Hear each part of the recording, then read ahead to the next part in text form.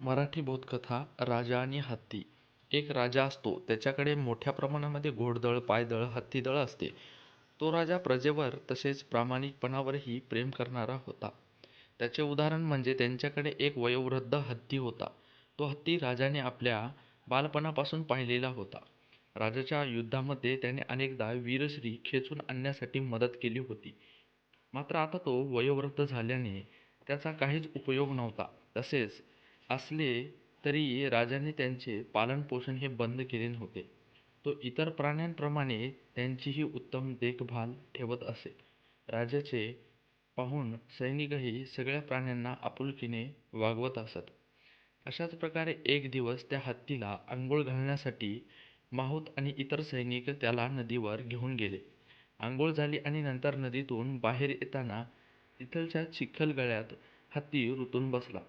काही करूनही तो बाहेर येत नव्हता. तो हत्ती राजाचा प्रिय आणि लाडका असल्याने त्यांच्याकडे दुर्लक्षून चालणारे नव्हते. म्हणून सैनिकांनी शक्य तेवढे प्रयत्न करून हत्तीला बाहेर काढून पाहिले. मात्र हत्ती आणखीनच आतमध्ये रुतत चालला होता. माहूत त्याला अंकुश टोचत होता. वेदनेने तो बाहेर येईल अशी त्याची कल्पना होती. मात्र त्या सगळ्यांचे प्रयत्न हे संपले. शेवटी ही बाब राजाला सांगावीच लागली.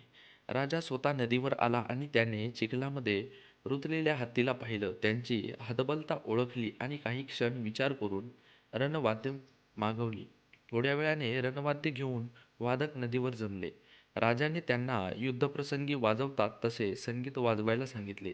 त्या संगीताचा परिणाम असा की त्या म्हाताऱ्या झालेल्या हत्तीच्या अंगामध्ये बळ संचारले.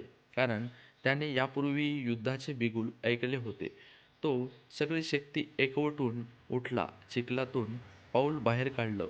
पाय घसरला. तो जिद्दीने पुढे झाला. स्वतःला पुढे रेटलं. राजाकडे तो बघत बघत बाहेर आला आणि आनंदाने सोंड वर करून राजाला आपल्या अंगी असलेल्या बळाची प्रचिती दिली.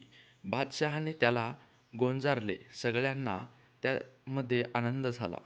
या गोष्टीचा तात्पर्य, बळ किंवा जिंकण्याची जिद्द ही आपल्या सगळ्यांमध्येच असते. पण ते रणवाद्य वाजेपर्यंत आपल्याला त्या शक्तीची जाणीव होत नाही. मात्र ते वाद्य वाजणारी, आपल्याबद्दल जिव्हाळा असलेली व्यक्ती आपल्या आयुष्यामध्ये असेलच असे नाही.